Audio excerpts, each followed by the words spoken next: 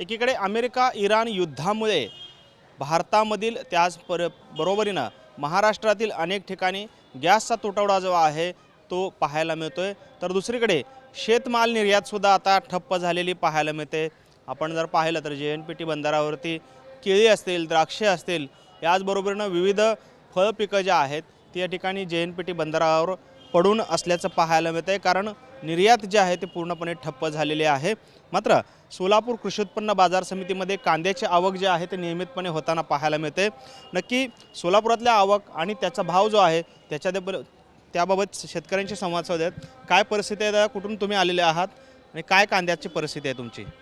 काय नाही, आम्ही आहे बोरामणीवरून। काय नुकसान तर खूप झालेलं आहे यावर्षी ह्यांची। पूर्ण कांदा लावून परिस्थिती ढासळून घेतलं हातानं। भाव नाही मिळत आहे कांद्याला? नाही, अजिबात नाही। एक बाई दिवसभर दोन पोते कांदा कापी नाही, हे परिस्थिती आहे सध्याची। खर्च निघत नाही। एक बारदाना मिळतंय 45 रुपयाला, भाडा आहे 50 रुपये। हां, मग हे आता युद्ध सुरू आहे, अनेक ठिकाणी निर्यात जे आहे ती ठप्प झालेली आहे, कांद्याची सुद्धा निर्यातीला तसाच फटका बसण्याची शक्यता आहे। मार्केटमध्ये काही रेट वगैरे वाढलेत का, कारण आता निर्यात बंद झाल्यामुळे? अफवा आहे, कायच नाही, फक्त अफवा आहे। रेट वाढले कायच नाही। दादा तुम्ही कुठून आलेले आहात आणि काय परिस्थिती आहे कांद्याला मार्केटमध्ये? मी पुणे जिल्ह्यातून आलेलो आहे, हवेली तालुक्यातून, आष्टापूरवरून। परिस्थिती फार बेकार आहे, खर्च सुद्धा निघत नाही आमचा। नाराज आहेत सगळे लोक। गेल्या 2 दिवसांपासून कांद्याचे दर वाढल्याची एक चर्चा आहे। युद्धामुळे कुठेतरी हे दर वाढलेत का, किंवा निर्यात ठप्प झाल्यामुळे दर वाढलेत का, काय परिस्थिती आहे? वाढले नाही, सगळे अफवा आहे। बाजारात आल्यानंतर कळतं सगळं। काय अपेक्षा आहे सरकारकडून? सरकारने अनुदान द्यावा, हमी भाव द्यावा, एवढी अपेक्षा आहे। तुम्ही कुठून आलात दादा आणि काय परिस्थिती आहे मार्केटची, काय सध्याची? अहिल्यानगर जामखेड तालुका पिंपळगावहून देऊन आलो। सध्या फारच कमी झालं आहे मार्केट, कारण की एका एकराला कमीत कमी 60-70 हजार खर्च होतो। तो खर्च सुद्धा निघाला, 100 बॅगचं 30,000 रुपये येते। फार परिस्थिती वाईट आहे शेतकऱ्यांची।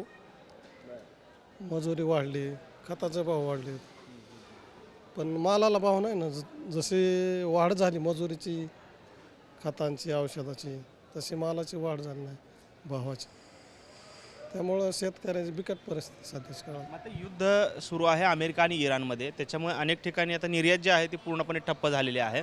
मग आता असं असताना इथली जी काही आवक आहे ती कमीच आहे, मग तरीही दर वाढले नाहीत का तुमचे? दर वाढलेले नाहीत। अहो कमी म्हणजे मालच आता लोक सध्याला आणेन तर युद्धामुळे थोडा ठप्प केलं आहे काढणीस।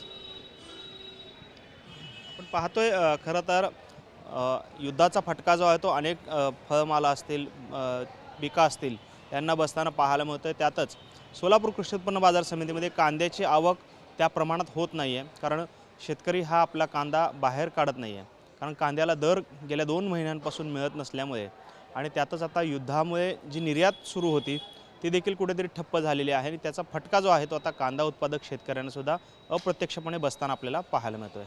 कॅमेरामन विनोद उमनाबादकरसह सागर सुरवसे, TV9 मराठी, सोलापूर।